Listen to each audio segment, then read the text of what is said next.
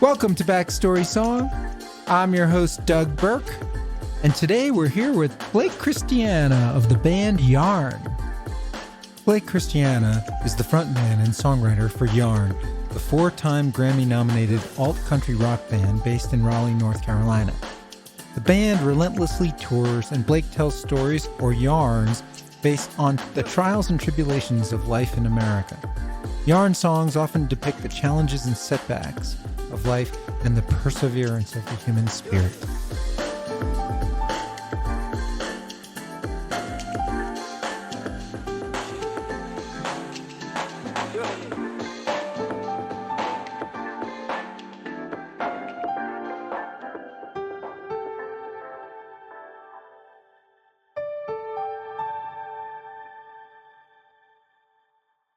I'm here at Backstory Song, and I'm here with Blake Christiana from the band Yarn. Good to be here. Thanks for having me. And we're here to talk about the backstory of some of your songs.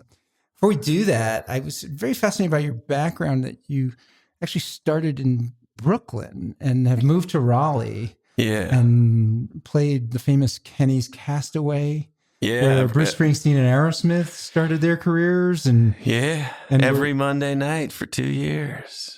Right at the beginning, before we even had a name, we were playing Kenny's every Monday night. You're like the house band? We would play till, like 3 a.m, I think. And that was a weird street, Bleecker Street.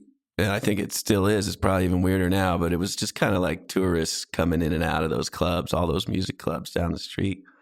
You know, the Red Lion and the Bitter End and Kenny's and Stella Blues, all these weird places. But yeah, we did every Monday night there, and they would just basically, we'd get free liquor. So Tuesday would be rough. A lot of those clubs are gone, including Kenny's. Yeah, Kenny's is gone. And, they can't afford the rent in Manhattan, and they moved over to Williamsburg, and the whole music scene's moved out there.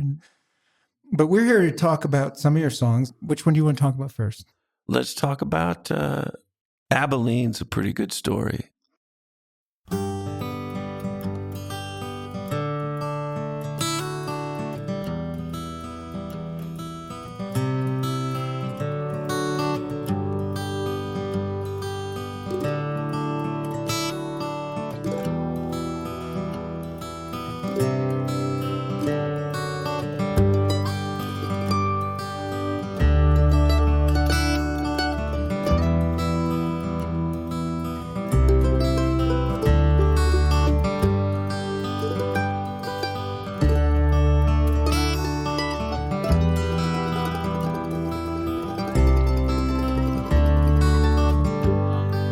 Texas town that bears your name.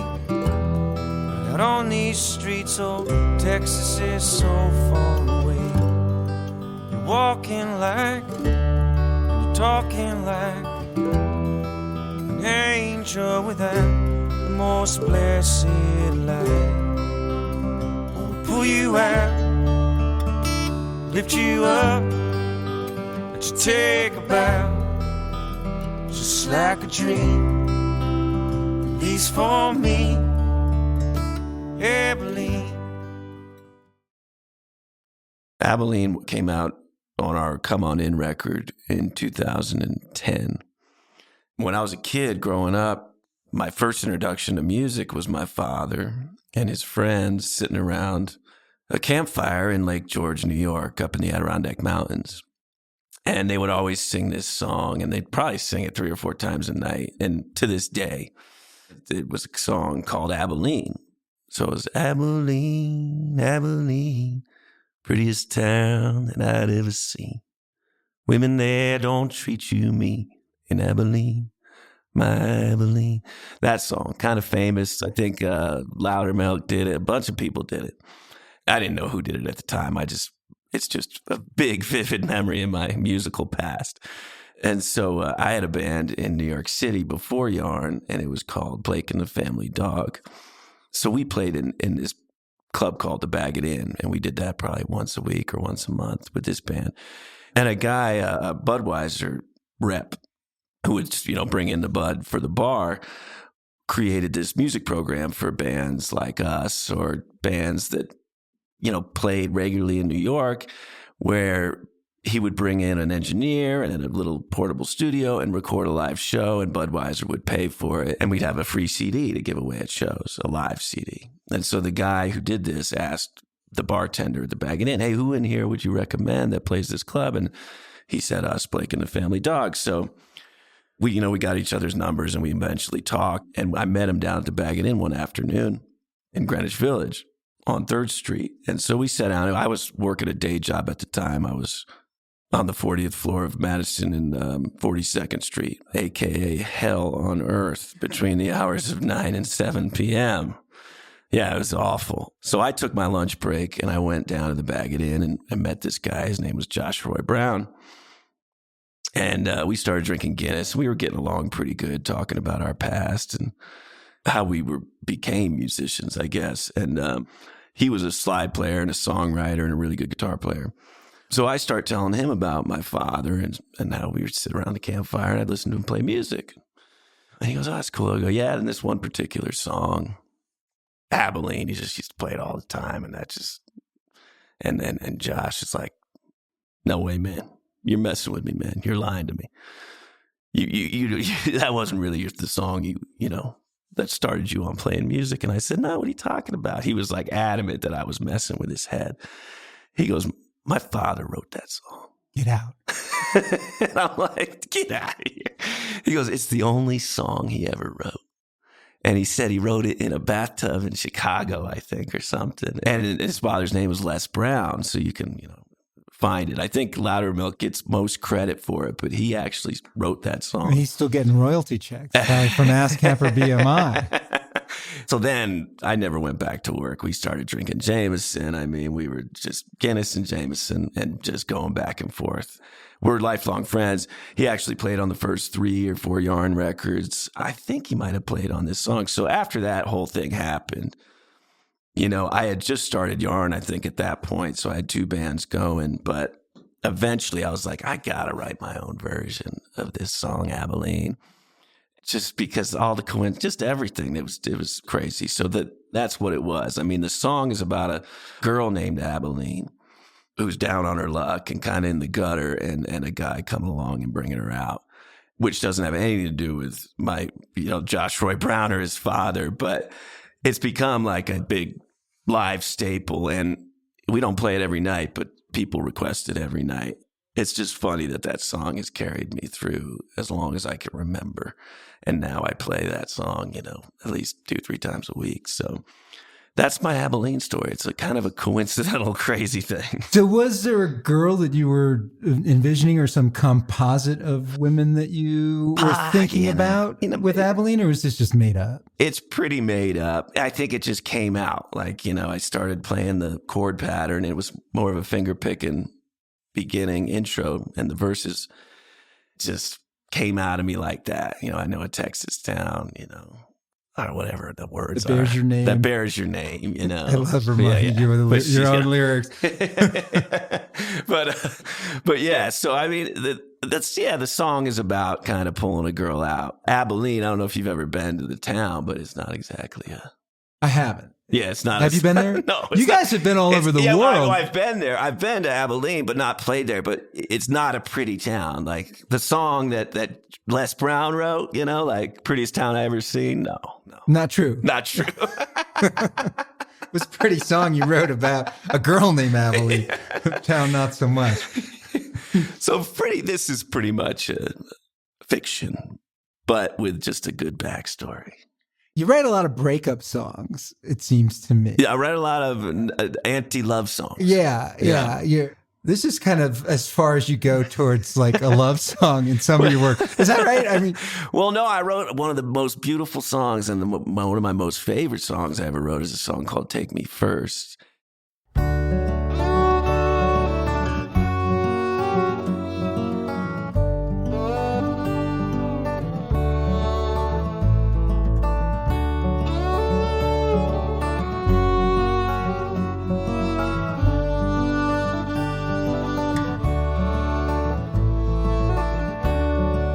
Lands on our face, growing deeper All these aches and pains make us weaker. All these years gone by, and it's never felt so right. Just like George Burns and Gracie Allen, just like Johnny Cash and June Carter too.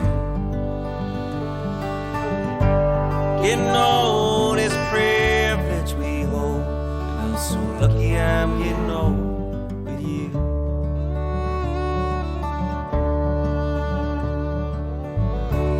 All the memories that we made together, erase these lines, aches and pains, make us better. All this time gone by, and it's never felt so right. Just like George Burns and Gracie Allen, just like Johnny Cash and June Carter too. Getting old is a privilege we hold, and I'm so lucky I'm getting old with you.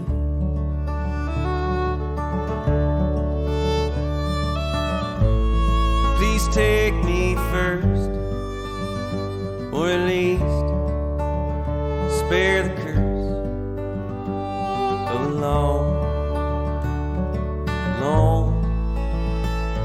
lonely way.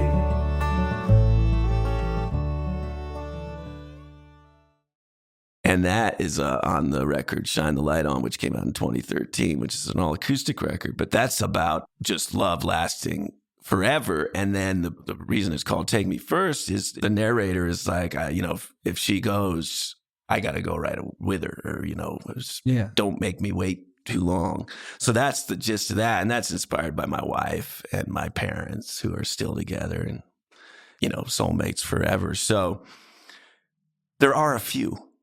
So I don't know if you have time, play Take Me First, because it talks about, just like... There are a few love songs in your repertoire, but they're...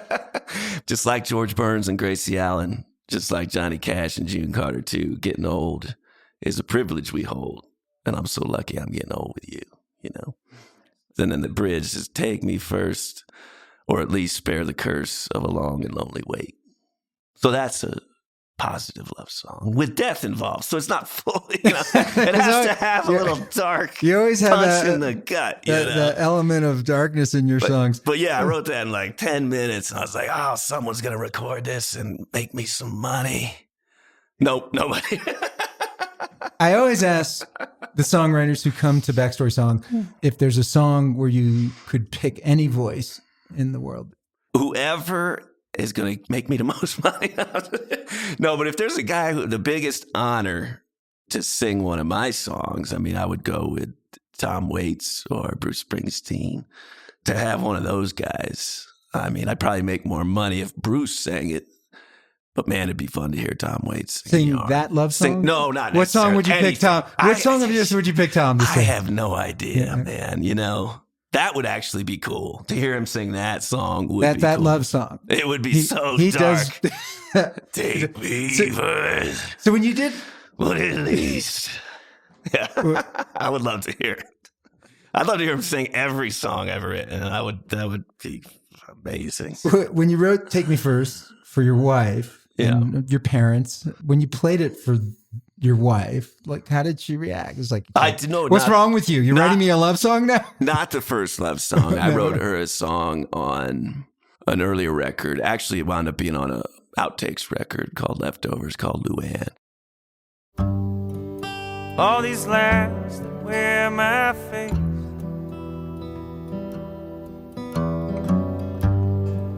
read like lifetimes of lonely days.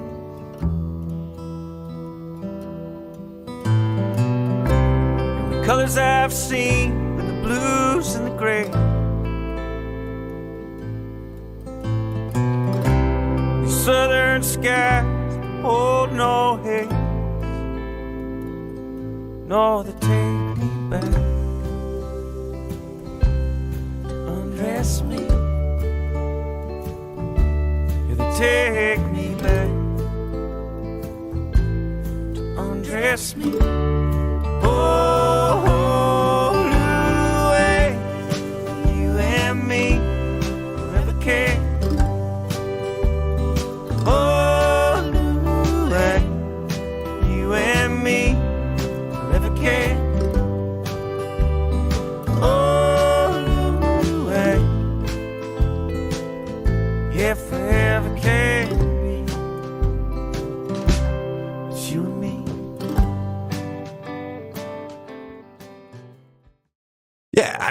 she's got favorites. But that one, that one. Take Me First, when you wrote that, did you play it for her, like, demo style? I wrote it in her living room. So I was living part-time before I fully moved down to North Carolina. Yeah, so she heard it that day. She probably went to work, and I was working. And then, like, how does she react? Like, it's always interesting to me, like, how like, it's like, she's had a lot to do with she's a songwriter, too. Okay. So she's had a lot to do with a lot of my songs. And she's written some songs about me. So there's nothing better. I can't speak for her, and I know she loves. Does she break down in tears? Did she come over and hug you? Do you is it like a romantic moment? Of course. It's a beautiful thing. It really is. And or do they just go, like, I've heard some guys say, nothing happened. I was like, nothing. Oh no! we're soulmates, so we just. It's a beautiful thing, and it's an everyday love. So, but I'm trying to think. There's been a number. The song "Fallen" on "This Is the Year." I wrote that for my wife, and I made a video of all her old pictures with that song set to it. There might have been a tear on that one. Oh, that's good. Yeah, but there might have been a tear. I got the worst memory on the planet, but she definitely loves it. And when she writes about me, I love it too. And when she tells me, she actually gives me great ideas for songs. Sweet Dolly, write a song about a kid seeing Dolly Parton on TV for the first time. She told me to do that. You give her a co-write credit? No. I don't think I did, but she deserves it. She gets pretty much all credit for everything. Got it. So on Abilene, I watched the YouTube video, and it's like a 13-minute workout jam. Oh, did you see one on YouTube or something? Yeah. Yeah, we spaced that. We stretched that out live. Yeah. And it's awesome. And your mandolin player plays. Well, we don't have. He's gone. I now. Understand that. Yeah. So I wanted to ask you about that. Oh wait, you watched something from 2012? Oh, okay, that's probably about when he left the band. Yeah. He's not in Yarn today. Yeah, exactly. But he plays two different mandolins. He was playing an electric and an acoustic. Yeah, in the middle of the song. I was like, that was cool. I haven't seen that every day. And yet a sax in that. This is back in Portland, Oregon. I know what you're talking about. That was off the wall. There's a good new version. There's a good one we just recorded a few months ago in a live show. Are you still doing it that workout style where it's just like extended jam? We love that here in Park City. Well, we just love that kind of extended jam. I'll have to send you the link for the one that got filmed a few months back in Massachusetts. The quality recording it's really good. And it's just you and your three bandmates. It's just the four of us. Yeah. So it gives you more of what's going on now. Yeah. Thank you for listening to Backstory Song. If you like our podcast, you can become a patron at our Patreon page, where you will receive bonus interview tracks with your favorite songwriters and early release access to upcoming episodes. It is only $3 per month, or the price of a cup of coffee, to become a Backstory Song patron.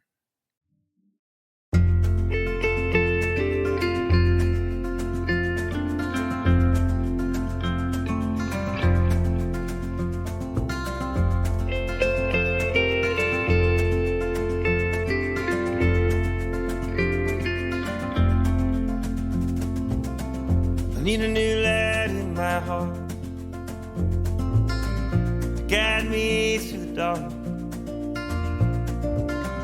I need a new love in my bed. She's bleeding me to death. I need a new place to call home, 'cause I ain't welcome where I'm from. I need a new love in my life. She's cutting me like a knife. So, oh, Carolina, won't you rescue my heart? It's better beating. I'm begging for a new start. I'm crying. I won't be snapping too far. To my Carolina heart. To my Carolina heart. You wanted to talk about Carolina Heart. Carolina Heart, yeah. This is another, my wife has a lot to do with this one too, yeah. I was living in Brooklyn and things were getting dire. You know, we were on the road. It was my only job. I was subletting my place when I was gone. There was actually a guy, he was a Yarn fan and he needed a place to stay. So I let him sublet my house, and little did I know he had a really bad drinking problem, like really bad. And I had just gotten like a case of Buffalo Trace because they were thinking about sponsoring us. I just always had liquor in the house from people giving it to us. I went out and played Flood Fest and came back, and he had almost drank himself to death. I had to send my buddy over to call the paramedics and so they could save his life. But I had to get out of Brooklyn. You know, I couldn't afford it. I was subletting to these crazy people. Not that Clark was crazy. He had an alcohol problem, and I love that guy. He's since passed away. But so I was just like, I got to get out of here. And had started dating my wife, but I couldn't move to North Carolina. I only had one vehicle, and then the band had, you know, the van, everything. So I get an email probably about a year prior to me, like, realizing if I don't get out of here, I can't do the band anymore, you know? I didn't have enough money and all sorts of circumstances. A year prior to that, this woman emailed me, and she was a fan, and her husband was a fan. And she said, hey, you know, I know how hard it is as a musician. If you need a place to stay, we have a house across the street from us that's vacant. It's on a dairy farm in Pennsylvania, about 2 hours from New York. And I remembered that email, and over the course of the year, I'd probably seen her and her husband 3 or 4 more times at shows in Pennsylvania. And so I got to know them a little bit, and I was in kind of a situation where I had to go. And so I emailed her. From that email she had sent me, I said, does this offer still stand? And she said, of course. I said, well, can I come stay there tonight? And so I did. And she said, sure. And I went, and I got like an air mattress or something. This is before I moved any real furniture in. And I stayed there for 2 years. And in that 2 years, that's quite a tenancy. It was rent-free, and I'd go over to their house when I was in town, and they would make me dinner and serve me wine and whiskey. It's a good deal. And, I mean, they're family now. Yeah. And they're just that type of thing happens. It's about as extreme as it gets as far as kindness and opening up everything to somebody who provides them with music. But now we're lifelong friends and family. But so that was my little interlude between Brooklyn and North Carolina. I knew I was eventually going to North Carolina because my wife was there, but she was obviously just my girlfriend at the time. So in that period, I wrote a whole bunch of songs about getting the hell out of New York City and getting down to somewhere that is more accepting or feels more like home. I mean, Brooklyn felt like home for long enough, and I was ready to go. And so that song, as much as it's about Carolina, it's about my wife, Mandy, and just everything in the past and that being the future. And that pretty much is the story behind Carolina Heart. So you live in Raleigh. I live in Raleigh, yes. And you love it. Well, I'm a part-time Raleigh now. You're on the road so much? We bought a house in Brevard, my wife and I. We still live in Raleigh because our kids are still, one's going to college, but they're both going to college. So we might move out west in the mountains to, the Blue Ridge Mountains. We got a house out there now, so. But you still have a Carolina heart. We're still Carolina. Because I mean, this is like, but it's more like Park City as opposed to. I get it. But Carolina's got a lot of beautiful places. I do love Raleigh. I don't want to diss Raleigh. It's growing so rapidly. I'm in the scale back mode of my life where I want a smaller town. So I always ask the songwriters about the yee woo woos. So yeah. It's like, how does it come to you, and do you write it down exactly as it comes? Like, how do you write it when you write the song, or is it something you do in the studio? Is it? I can't remember. No, that one was written. I know Bobby, our drummer, sometimes gives me some like, oh, dude, give it a little something, not a word, but he's good at finding those moments. But that Carolina Heart, I think that was just I felt the urge. You know, Bruce Springsteen does that all the time. Like, it's Totally. So I've done it only, I think, on 2 tracks. I did it on a song called Bar Down the Road and on Carolina Heart. But yeah, it's really fun to do, I think, is pretty much the only reason I do it. I think it could become the theme song for Carolina. It's just, Yeah, I wish it would. Is there a theme song for Carolina? I'm sure there is. What would it be? Carolina Heart. Yeah. It should be. Well, it's funny. They were one of my licensing guys called me and was like, "Oh, well, we're pitching Carolina Heart for that political show on Showtime, The Circus." And I was like, "Oh, sweet. I hope it happened." They were doing something about Carolina, I guess maybe the Super Tuesday, and they didn't go with it. They went with a hip hop song, but maybe it'll get there someday. I don't know. The song isn't distinctively North Carolina or South Carolina, is it? It can be either one. It could be either one, right? But I do love Charleston. I love South Carolina, too. Your Carolina Heart is either north for or me, south. Yeah, but for anybody listening, whatever you want it to be.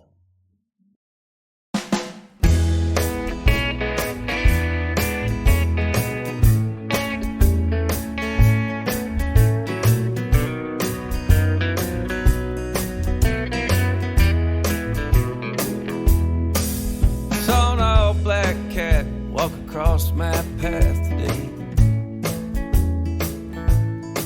I broke a mirror, spilled some salt, but I bought a lotto ticket anyway. Well, it's no surprise I didn't win. In fact, I lost my job again, and that's life. So they say. Stepped on a few cracks, walking back from the old soup kitchen down on Main. Figured what harm could it do? My mama's back was broke already anyway. Well, this may come as no surprise. The next day my mama died, and that's life. So blue I say,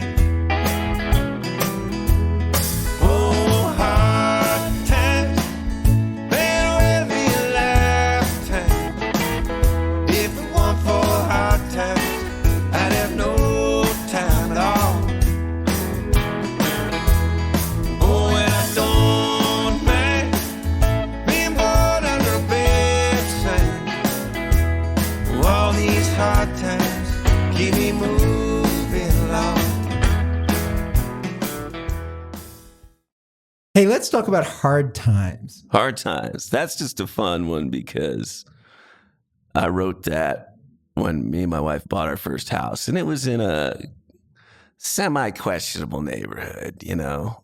It bordered a little sketchiness, but I'm a musician. What else can I afford, you know? We bought this house, we're all excited, and we close, and we go, and you know, we start moving our stuff and we're like, yeah, this is going to be great. And then I'm walking around the house and some guy, like, must have within the last week, you know, since I'd last been there, tagged it with like a graffiti, you know, whatever his tag sign was. I was like, oh, no, I was so depressed. I went to Lowe's or Home Depot and I was like, what is there to get paint off a brick? You know, this is brick, just plain brick. You know, you can't paint over it because. And then I got this stuff called Oops. I'm spraying it. I'm scrubbing it. I'm like super depressed. And I'm like, all it did was move the paint around, you know, shoved it around all over the brick. So I just gave up, walked inside and thought, well, I just made the biggest mistake of my life. This is not a good neighborhood. I shouldn't have done this. And then I sat down and then a black cat walked right up these three big windows in my living room. Black cat just walked right in front of the house. I was like, yeah, this isn't good. So I was like, well, I'm going to write a song. I'm feeling sorry for myself. I'm depressed. I got buyer's remorse like nobody's business. And so I wrote this song, Hard Times, which starts with... This is a song about luck. No luck at all. This is like, no, it's like bad luck and good luck. It's like every sort of superstitious thing is in this song. Exactly. Luck, you know... Lucky Rabbit's foot. Yeah. That's the second verse, but the first verse is all about bad luck. You're right. Everything bad that could possibly happen from a lucky standpoint. You feel like this guy is doomed. Yes, he is doomed. But that's how I felt. Obviously, it's fiction, nonfiction, however you want to see it. And I also just ripped off, Albert King. What's the song? If it weren't for bad luck, I'd have no luck at all. Yeah, no, there's definitely that reference. Yours is a little different, though. Mine's, if it weren't for hard times, I'd have no time at all or something. Yeah. But it just seemed perfect. I was Born Under a Bad Sign is the song I was ripping off there. But, I mean, obviously it sounds nothing like it. That was just a lyrical. I won't step on a crack again after this. I mean, that line came to me. I loved it, man. Stepped on a few cracks. Walking back from the old soup kitchen down on Main. Figured what harm could it do? My mama's back was broke already. Anyway. Did you break your mother's back growing up? Were you a good kid? I know I was not a good teenager. I was a bad one. I've been a good son since. Yeah, I was a pain in the ass, man. I owe them several apologies, but they stuck with me. They loved the whole music thing. They're on my side. Backstory Song's mission is to help songwriters and their work get found and discovered so they can make a living and keep on creating great songs. The best way to pay a songwriter is to listen to their songs. Unfortunately, with the decline of radio listeners, songwriters who live off royalties do not make the same royalties they used to. Please help out the Backstory songwriters by listening to their songs on our playlist. Share Backstory song episodes with your friends on your social media and encourage them to do the same. By liking and sharing Backstory Song on your social media, you'll be helping the songwriters on this podcast. My demon is alcohol, my demon is drugs, my demon is women and everything I love. Oh, my heaven is absent, destiny's in jail, my life is stuck in neutral. Is this purgatory? Is this purgatory? Is this purgatory? Is this purgatory? Well, I'm lost and I'm still looking for that habit I have now. And I got a little lady waiting down the block, and she's looking for some cocaine, looking for some pills. I'm bound to give her what she wants. I'm bound to get her killed. I am bound to get her killed. I'm bound to get her killed. I am bound to get her killed. I'm a bad, bad man. I'm a bad, bad man. I got some candy in my pocket, a broken woman on my hand. So where'd you find the lyrics for these? We have some lyrics on our website. Yes, your site's very good, by the way. So that's where you get a B+ on your site. You can listen to your entire catalog exactly on your website, which is really fun to do. Yeah. And it's album by album. And really nice with a little bit of a write-up, not done by you, but done by independent critics of your albums. We weed out the bad ones and put the good one up. I like this song, Bad, Bad Man. Bad Man. I wrote that with my buddy Shane Spalding. I mean, he's probably more so the lyric writer on that song.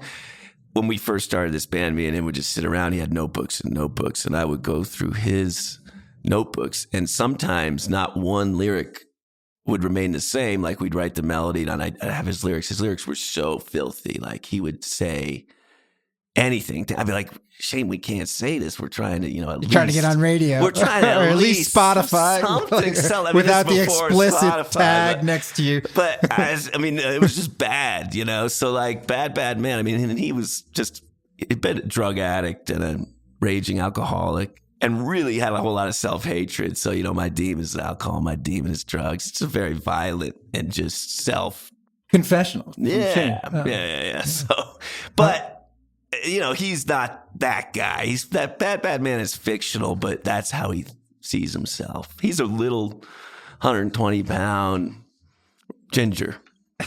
and the sweetest guy you'll ever know. Oh, so he's not a bad man. He's not a bad man, but that's how he sees himself and definitely saw himself at that time, you know.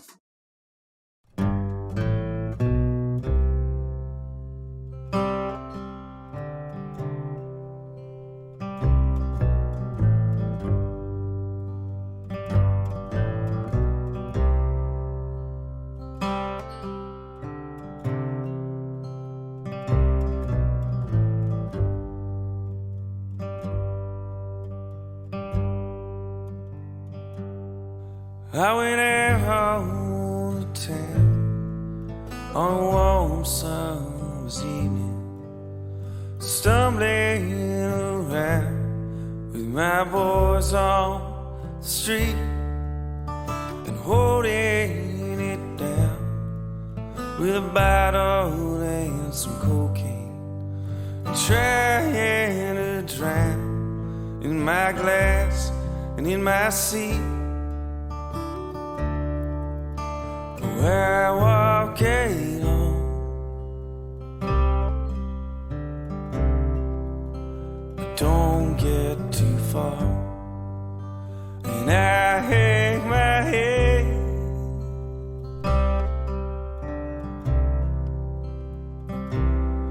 when it's closing time. Last call at the bar.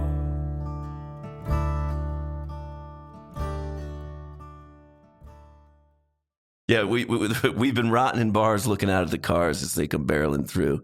And they're wise not to stop because it don't take a lot to get his talents in you. I've written a lot of songs about Schenectady. Bar Down the Road is about Schenectady. After I moved back there for a few years before I moved out west to Arizona, and then I moved to New York City. But I sat in a bar. The name of the bar was the Manhattan Exchange. And, it was just crazy. There were us who were in our mid to late 20s. And then there were the people that had been there, late 40s, late 50s, and they've been sitting there forever. Yeah. And then everybody's saying, back when they were smoking the bar? Oh yeah. We were all smoking in the bar. And even when I lived in New York, we were smoking in the bars. But that happened while I lived there. We stopped that. But yeah, it's just so Bar Down the Road was about the Manhattan Exchange. It's all these guys and girls just, sometimes they would talk about what they were going to do, but they never did a damn thing. So it was how they were going to get out. Yeah, how they were going to get out. Where they were, I'm going to do this. I'm gonna do that. Man, nobody did shit. Well, you guys got out. You guys tour so much, right? Yeah. Well, I mean, I got out by moving to New York City. I was I got to get out of here. And I'm glad I did. I actually moved to New York the summer before September 11th, and it just beat me up. And I moved back. I actually moved to Lake George and painted my parents' cabin. And then I was I got to go back. I can't let it beat me. So I went back right before September 11th. And then I think I went back in August. Did you write any songs about that? I wrote a song just a few months ago, and I haven't done anything with it. And I was there. I mean, I was in Union Square when the second plane hit. So the name of the September 11th song is called I Was There.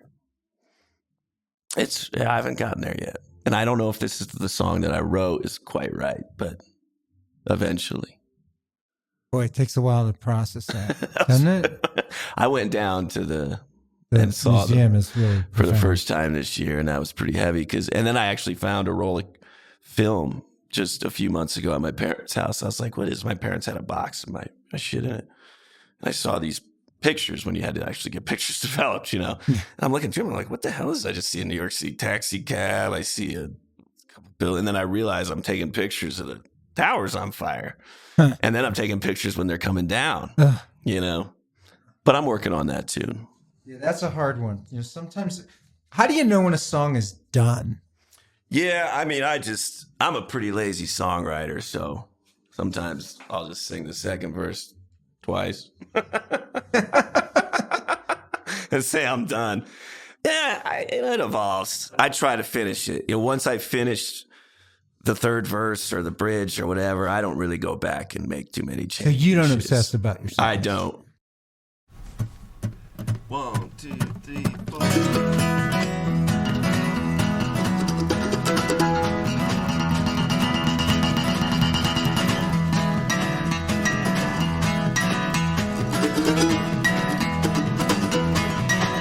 Well, I left my home about an hour ago, loaded full of tracks on my radio. Took the train up to downtown North now.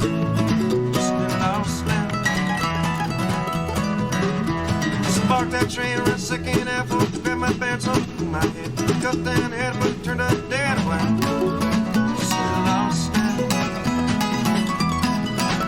Oh, now just a little lost, looking all the way across town. Staring at the bricks in the walls of a building street now. Oh, I'm a New York City fan. New York City Found. That was just me walking around New York, you know. I guess I was kind of thinking about when I had first moved there. It was a lot of fun, and I was discovering the city and the village, and I even referenced the Bag It Inn, which my old band used to play at. And, you know, Bleecker Street, how much it has changed, you know. There was Dylan and Paul Simon and Lou Reed down there in the real days. 60s, 70s. And in my day, it was, you know, not very good. It was Yarn. Yeah, I know. It was Yarn. I mean, it was Blake and the Family Dog. But, yeah. But, you know, I guess we knew musicians down there. I wasn't. It would have been cool to have like a scene, which there was. It just never really became anything. So, kind of sad because it was such a scene for me growing up. That's yeah, and I think maybe there were just different towns where the scene was happening. It wasn't when we were there. Yeah, interesting. But we got out. So you don't think of yourselves as a New York band in any way, shape, or form? It's not a New York sound. I mean, how would you describe your sound? I don't know. I mean, I guess we think of ourselves as a New York band. I mean, that's where we cut our teeth. That's what we did. I mean, what was the amazing thing about New York is you would book a show.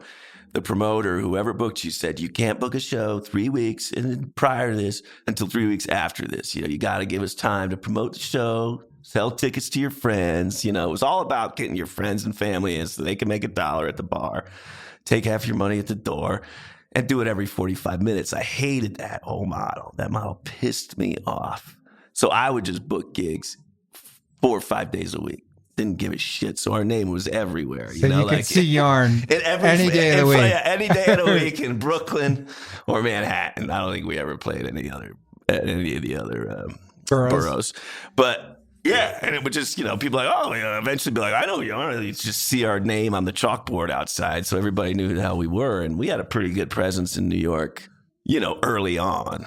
But then everybody moves out and nobody knows who Yarn is anymore. Everybody grows up, has kids, moves to the suburbs. So now we still play New York. We'll be there next month, but it's changed. A forever changing city, revolving doors. That's New York City, you know.